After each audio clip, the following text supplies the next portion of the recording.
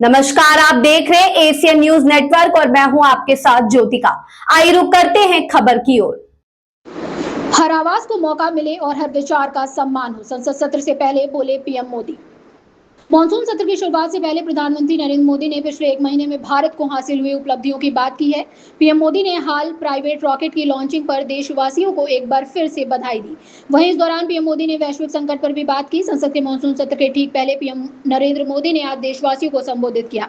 उन्होंने इस दौरान मॉनसून सत्र के अच्छे से चलने की उम्मीद जताई। अपने संबोधन के दौरान पीएम मोदी ने कहा कि चाहे मॉनसून हो या मॉनसून सत्र, अगर दोनों सक्रिय हों तो वो बेहद फायदेमंद साबित होते हैं, और जब ये दोनों फायदेमंद होते हैं तो इससे देश का कल्याण होता है और सभी जीवों का भला होता है।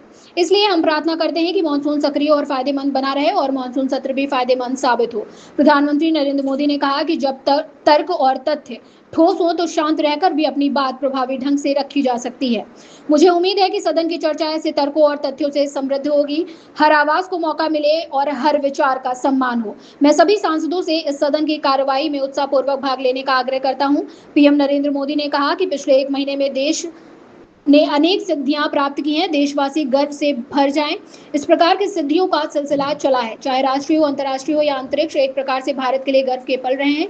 पिछले साल मॉनसून सत्र के ठीक पहले भारतीय नागरिक इंटरनेशनल स्पेस सेंटर पहुंचा था। परसों भारत का एक युवा स्टार्टअप ने बहुत बड़ी उपलब्धि हासिल की है। विश्व के कम ही देश हैं जहां इस प्रकार प्राइवेट साहस हुए हैं और भारत के युवाओं ने अंतरिक्ष में नई उड़ान भरी है। ये बड़ी सफलता है। अपने संबोधन में पीएम नरेंद्र मोदी ने कहा कि जो रिफॉर्म एक्सप्रेसवे पर सवार होकर आज देश चल पड़ा है, उसी का नतीजा है कि भारत के नौजवान इतना बड़ा साहस कर पाते हैं और सफल भी हो रहे हैं। उन्होंने कहा कि पिछले दिनों राजस्थान में बहुत बड़ी ऑयल रिफाइनरी देश को समर्पित की गई। पीएम मोदी ने कहा कि कुछ सप्ताह पहले तीसरा सेमीकंडक्टर प्लांट देश को समर्पित किया गया। कुछ दिन पहले ग्रीन हाइड्रोजन से चलने वाली ट्रेन चलाई है, जो अन्य देशों के मुकाबले सबसे ताकतवर और सबसे लंबी इंजन वाली है।